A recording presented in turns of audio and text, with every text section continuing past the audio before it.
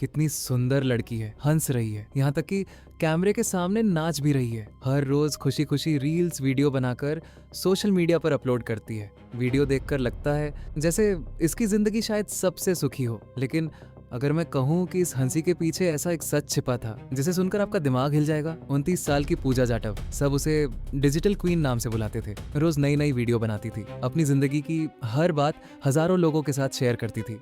लेकिन एक बात सोचिए तो, जो इंसान अपना सब कुछ सबको दिखाता है, क्या वह भी कुछ छिपा सकता है? लेकिन पूजा ने ऐसा एक राज छिपाया था जिसने एक पूरे परिवार को खत्म कर दिया। पूजा का जन्म मध्य प्रदेश के ग्वालियर में एक साधारण परिवार में हुआ था। बचपन से ही सब कहते थे तुम सबसे सुंदर हो। यही एक बात एक समय पर उसकी सबसे बड़ी लत बन गई। सबकी नजरों में रहने की लत, अलग दिखने की लत। लेकिन किसी को नहीं पता था कि यही लत एक दिन उसे ऐसे रास्ते पर ले जाएगी जहां से वापसी का कोई रास्ता नहीं बचेगा। अब आपको एक वीडियो दिखाता हूँ। ये पूजा के अपने अकाउंट का ही एक वीडियो है। पहली नजर में ये बिल्कुल एक सामान्य पारिवारिक वीडियो लगेगा। एक आदमी का हाथ पकड़े एक छोटी बच्ची के साथ मुस्कुराते हुए कैमरे के सामने खड़ी है पूजा। देखने में लगेगा ये शायद उसका पति है, ये शायद उसकी बेटी है। कितना खुशहाल परिवार है। लेकिन जरा रुकिए, यहीं छिपा है असली सच। जिस हाथ को पूजा इतने प्यार से पकड़े हुए थी वह उसके पति का हाथ नहीं था, वह उसके जेठ का हाथ था। और बीच में जो बच्ची हंस रही थी वह भी कोई साधारण बच्ची नहीं थी। वह एक ऐसे रिश्ते का सबूत थी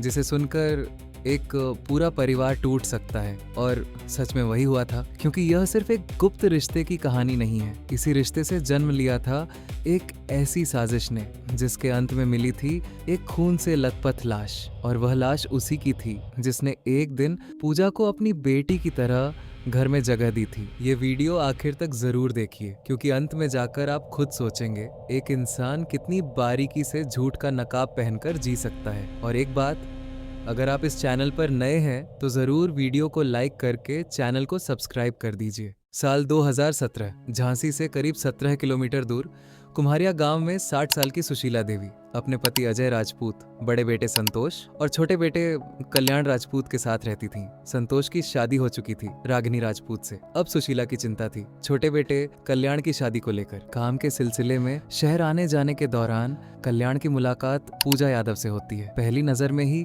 वह कल्याण के प्यार में पड़ जाती है। दोनों ने शादी करने का फैसला किया, लेकिन जाति के फर्क की वजह से राजपूत परिवार इस रिश्ते के लिए राज्य नहीं हुआ। आखिरकार प्यार ही जीता। दोनों घर छोड़कर भाग गए और शादी कर ली और झांसी में एक किराए के मकान में साथ रहने लगे। दोनों की गृहस्थी खुशी से चल रही थी, लेकिन ये खुशी उनकी किस्मत में ज्यादा दिन लिखी नहीं थी। तारीख थी 2019 की 25 में। एक सड़क दुर्घटना में कल्याण राजपूत की मौत हो जाती है। इस मौत ने राजपूत परिवार को अंदर से तोड़ दिया था और सबसे ज्यादा टूट गई थी उसकी पत्नी पूजा जाटव। मौत के ठीक 13 दिन बाद पूजा जाटव कल्याण के घर जाती है और रोते हुए कहती है कि कल्याण उसे अकेला छोड़कर विधवा बनाकर चला गया। उसके सिवा इस दुनिया में उसका कोई नहीं है। पूजा जाटव की यह बात सुनकर राजपूत परिवार का मन पानी की तरह पिघल जाता है और वे तय करते हैं कि पूजा जाटव को अपनी बेटी की तरह घर में जगह देंगे। कुछ दिनों बाद पूजा के ससुर अजय राजपूत उसका कॉलेज में दाखिला करवाते हैं और वे तय करते हैं कि कल्याण के बीमे का पैसा भी पूजा के नाम कर देंगे। धीरे धीरे पूजा इस राजपूत परिवार में घुल मिल जाती है। खासकर सास सुशीला देवी के साथ उसका अच्छा रिश्ता बन जाता है। लेकिन 2020 में कोरोना आता है, सब लोग घर में बंद हो जाते हैं। इसी बंद घर के भीतर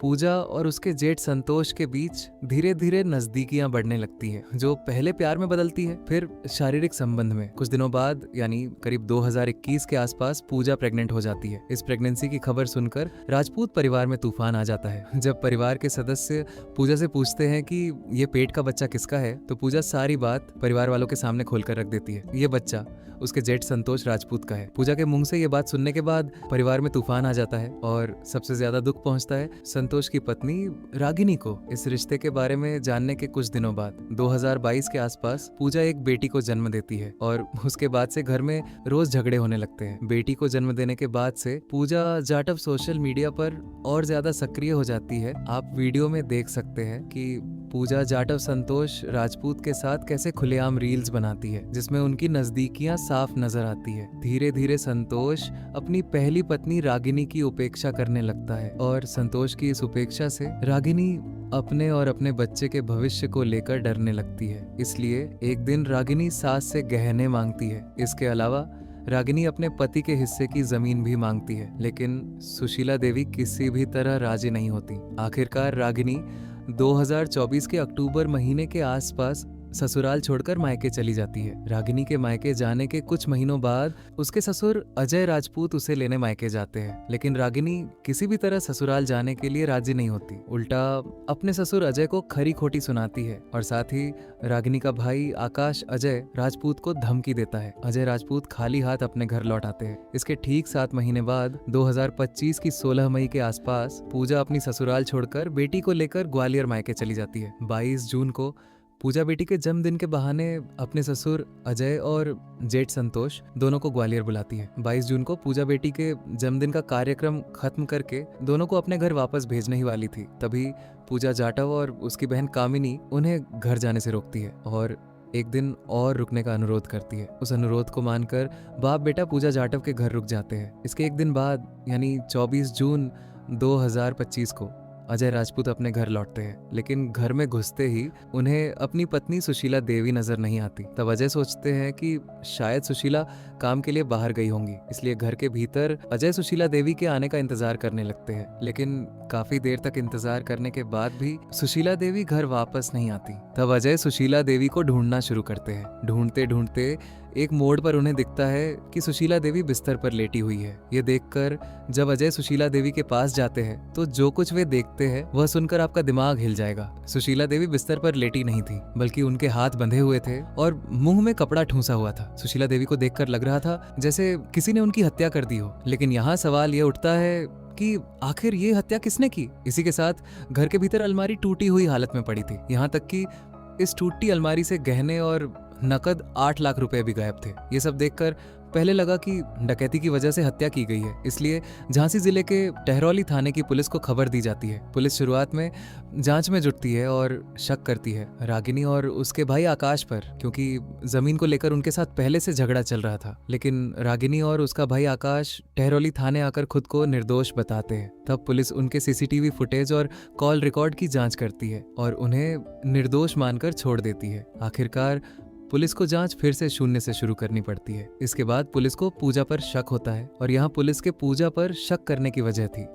पहला शक इसलिए हुआ कि पूजा अपनी सास के अंतिम संस्कार में मौजूद नहीं थी। दूसरी वजह यह थी कि सुशीला देवी की हत्या के समय पूजा ग्वालियर मायके में थी। पुलिस इन सब शक की जांच करते हुए पूजा जाटव के फोन कॉल की बार बार जांच करती है। पूछताछ में पूजा बार बार अपना बयान बदलती है। पूजा पुलिस को बताती है कि यह हत्या रागिनी आकाश ने की हो सकती है, क्योंकि राजपूत परिवार को बार बार रागिनी आकाश धमकी दे रहे थे। लेकिन पुलिस को इस हत्या में उनकी संलिप्तता का कोई सबूत नहीं मिलता। इसके बाद पूजा अपने ससुर अजय पर भी आरोप लगाती है, लेकिन जब पुलिस अजय से भी पूछताछ करती है तो उनके खिलाफ भी इस हत्या से जुड़ा कोई सबूत नहीं मिलता। इसलिए पुलिस अजय को भी निर्दोष मानकर छोड़ देती है। जब पुलिस को इस केस में कोई सबूत नहीं मिल रहा होता, तब वे सोचने लगते हैं कि इस केस की जांच में कहीं ना कहीं गलती हो रही है। इसलिए वे पूजा को बिना कुछ बताए उसके अतीत की जांच शुरू करते हैं और इस जांच में पुलिस को जो पता चलता है उसे देखकर पूरे केस को लेकर पुलिस की धारणा पूरी तरह बदल जाती है। जब पुलिस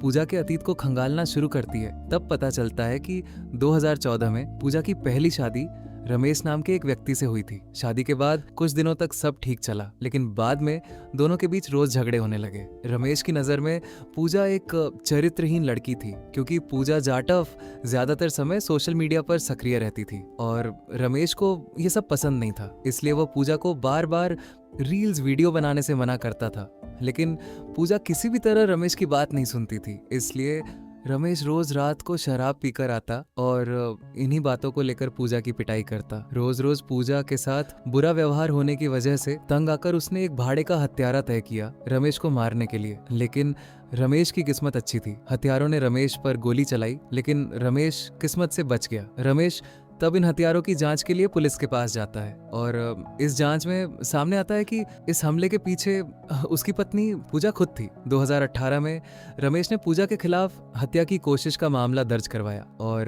पुलिस ने पूजा को गिरफ्तार किया। गिरफ्तारी के कुछ दिनों बाद पूजा को जमानत मिल गई। पूजा को जमानत तो मिल गई, लेकिन मामला खत्म नहीं हुआ था और इसी मामले की सुनवाई के दौरान कोर्ट में ही पूजा की मुलाकात कल्याण से होती है और वहीं से शुरू होता है एक नया अध्याय अध्याय जो आपको पहले ही बताया जा चुका है। पूजा के इस अतीत को जानकर पुलिस समझ जाती है कि यह लड़की देखने में जितनी सीधी सादी लगती है असल में उतनी सीधी सादी नहीं है। इसलिए पुलिस पूजा से इस केस को लेकर बार बार पूछताछ करती है और मानसिक दबाव बनाती है। आखिरकार पूजा यह मानसिक दबाव सहन नहीं कर पाती और टूट जाती है और पूजा असली सच्ची घटना कबूल कर लेती है। वो बताती है कि मई महीने में मायके लौटने के बाद से उसके दिमाग में एक ही बात घूम रही थी, किसी तरह सुशीला देवी को रास्ते से हटाया जाए ताकि पूजा जमीन और जायदाद की मालकिन बन सके। लेकिन यह काम अकेले करना संभव नहीं था, इसलिए उसने अपनी बहन कामिनी को पैसों का लालच देकर इस साजिश में शामिल किया। साथ ही कामिनी ने अपने प्रेमी अनिल वर्मा को भी साथ ले लिया। बेटी के जन्मदिन का बहाना बनाकर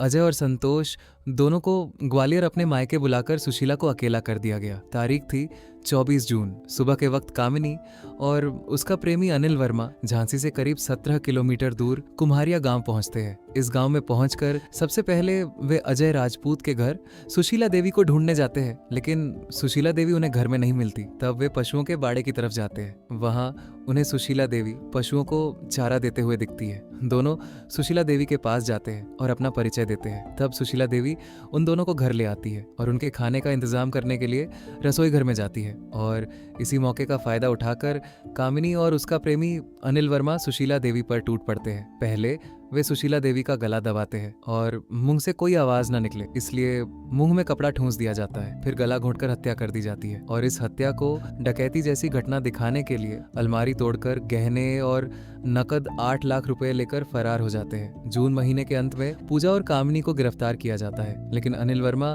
तब तक फरार था। 1 जुलाई 2025 को झांसी के पास बाघेरा गांव में उसे पकड़ा जाता है। पुलिस की गोली से अनिल वर्मा घायल होता है और बाद में गिरफ्तार होता है और उसके पास से चोरी हुए गहने पैसे सब कुछ बरामद कर लिया जाता है। इस मामले में हत्या की साजिश और डकैती के साथ हत्या की धाराएं जोड़ी गई हैं। आप एक बात जरूर ध्यान दीजिए कि जिस औरत को एक दिन इस परिवार ने अपनी बेटी मानकर गले लगाया था, आखिरकार वही औरत उनके सबसे बड़े दुख की वजह बन गई। और सोशल मीडिया पर पूजा हमेशा जो मुस्कुराता हुआ चेहरा दिखाती थी, उसके पीछे इतना बड़ा अंधेरा छिपा था जिसने पूरे एक परिवार को हमेशा के लिए तोड़ दिया। आपकी इस घटना को लेकर क्या राय है, जरूर कमेंट करके बताइएगा। और मेरा ये वीडियो कैसा लगा ये भी कमेंट करके बताइए, तभी मुझे पता चलेगा कि आपको कैसा वीडियो चाहिए। आप सब लोग खुश रहिए, मिलते हैं किसी नए वीडियो में। बाय।